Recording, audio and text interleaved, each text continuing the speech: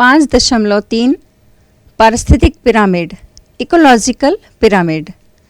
5.3.1 जीव संख्या के पिरामिड, पिरामिड ऑफ नंबर्स। 1927 में चार्ल्स एल्टन ने अपनी पुस्तक एनिमल इकोलॉजी में पहली बार संख्या के पारिस्थितिक पिरामिड की बात की।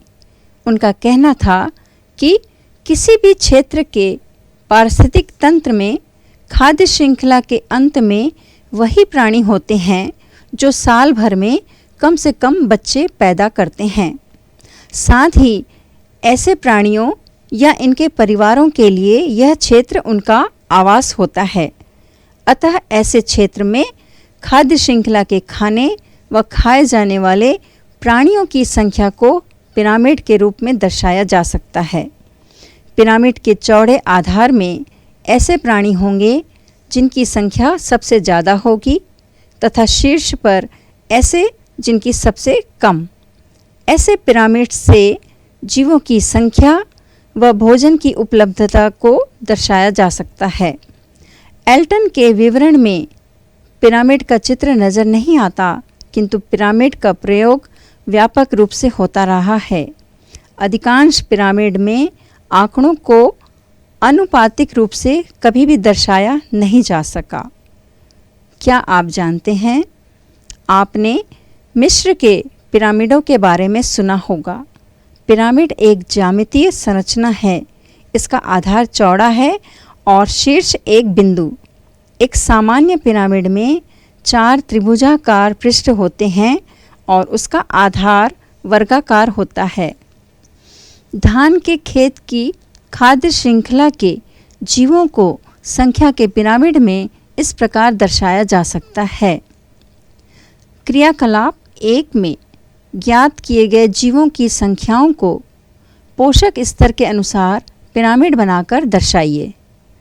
धान के खेत के पारिस्थितिक पिरामिड में पोषक स्तरों को चिन्हित करते हुए एक निश्चित समय पर यदि सभी जीवों की संख्या को दर्शाया जाता तो पिरामिड कुछ इस प्रकार दिखता। धान की कटाई के पश्चात इस पारिस्थितिक तंत्र के जीवों का क्या होगा?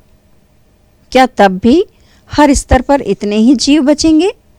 किसी भी पारिस्थितिक तंत्र की परिस्थितियां मानवीय हस्तक्षेप एवं प्राकृतिक परिघटनाओं से बदलती रहती है।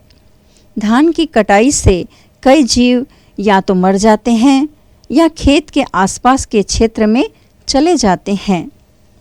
जीवों के संरक्षण के लिए जरूरी है कि पारिस्थितिक तंत्र की कुछ परिस्थितियों को बनाए रखने का प्रयास किया जाए। आपने आजकल सुना होगा कि खेत में एक से अधिक फसलों को उगाने की सलाह दी जाती है। हमारे देश में कई जगह धान के साथ दलहन फसलों को उगाया जाता है। खेत में पेड़ों को उगाने एवं उसके आसपास सिंचाई के पानी के स्रोत में मछली पालन करने की सलाह भी दी जाती है। इससे जैव विविधता को बनाए रखा जा सकता है और खेतों को प्रभावित करने वाले जीवों की संख्या प्राकृतिक रूप से नियंत्रित रहती है। इस प्रकार के प्रभाव को समझने के लिए संख्या के कुछ अन्य पारिस्थितिक पिरामिडों का अध्ययन करना होगा। पेड़ या जंगल के पारिस्थितिक पिरामिड में हम देख सकते हैं कि प्राथमिक पोषक स्तर पर कम जीव हों तब भी अगले स्तरों पर कई जीव हैं। इस आधार पर धान के खेत के पारिस्थितिक पिरामिड और पेड़ के पिरामिड में एक अंतर लिखें। किसी जलीय पारिस्थितिक तंत्र का पिरामिड चित्र 8 में दर्शाया गया है। जलीय जीवों की आबादी में इस प्रकार का संबंध धान के खेत में कब दिखता होगा? धान के खेत और जलीय पारिस्थितिक तंत्र की पिरामिडों में कोई एक अंतर और एक समानता लिखिए। यदि पिरामिड का आधार चौड़ा चित्र 8 है तो इसका अर्थ क्या है? उपरोक्त उदाहरणों में से किसी एक के अनुसार खाद्य जाल बनाइए।